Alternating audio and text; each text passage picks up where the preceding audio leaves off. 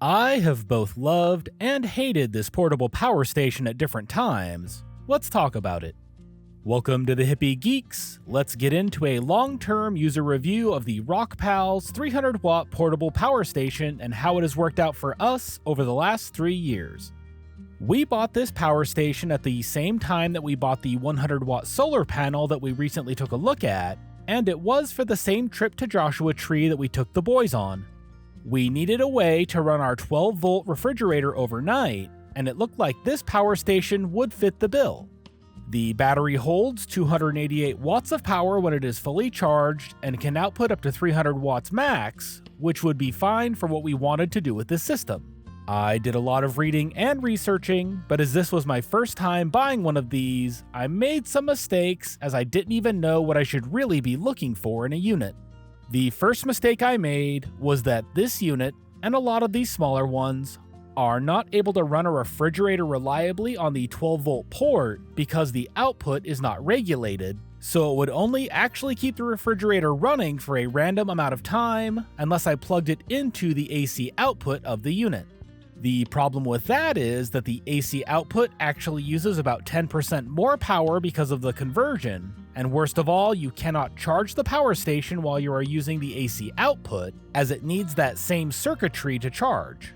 The other part that I didn't know to look at is how quickly the unit can be charged, or what I should actually say is how slowly this unit can be charged. It will only accept a maximum of 40 watts of input no matter how you are trying to charge it.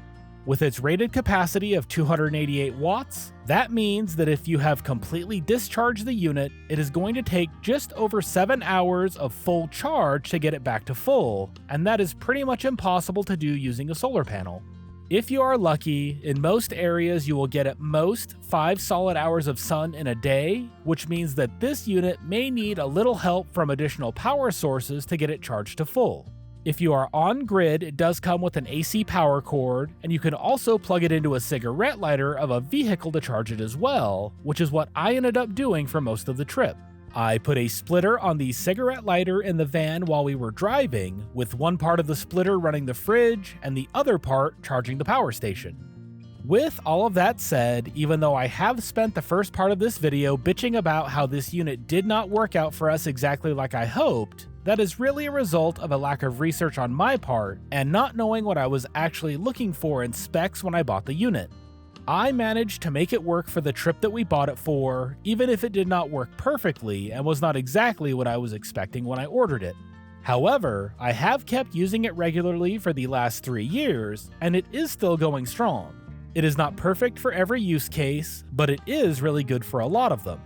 We are soon going to be building a small structure that is going to have space for our composting toilet, a shower, and a clothes washer and dryer.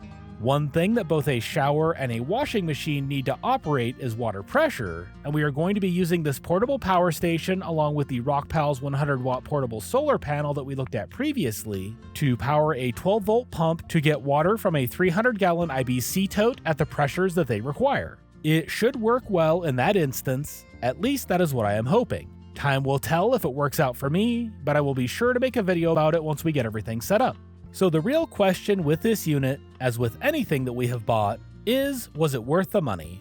If you had asked me that question right after the trip to Joshua Tree, I would have probably said no, because it just didn't do what I really wanted it to.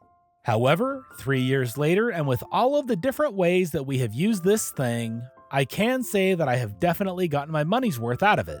If I were to be buying a unit right now, however, I would probably be looking at something a little bigger, as 288 watts of power is really not that much when you are talking about modern electronics. My laptop pulls about 50 watts when I have it on battery saver, but it cranks all the way up to about 300 watts when it is really going and encoding a video. However, if you are just looking to be able to keep your smaller electronics charged overnight and want a small unit that is easy to carry around, something like this can definitely fit the bill. Unfortunately, it looks like this unit is currently out of stock, but I will go ahead and leave an Amazon Associates link to it in the description down below in case it ever does come back in stock. I will also leave a link to the Jackery Explorer 300, which is about the same capacity-wise, but it does solve both of the main issues that I had with this unit, The 12-volt plug is regulated power, and you can charge it considerably faster. If you enjoyed this video, make sure to click on whatever other videos YouTube is showing on the screen right now, as you will probably enjoy one of those as well. Thanks for taking the time to watch this video, and we will see you on the next one.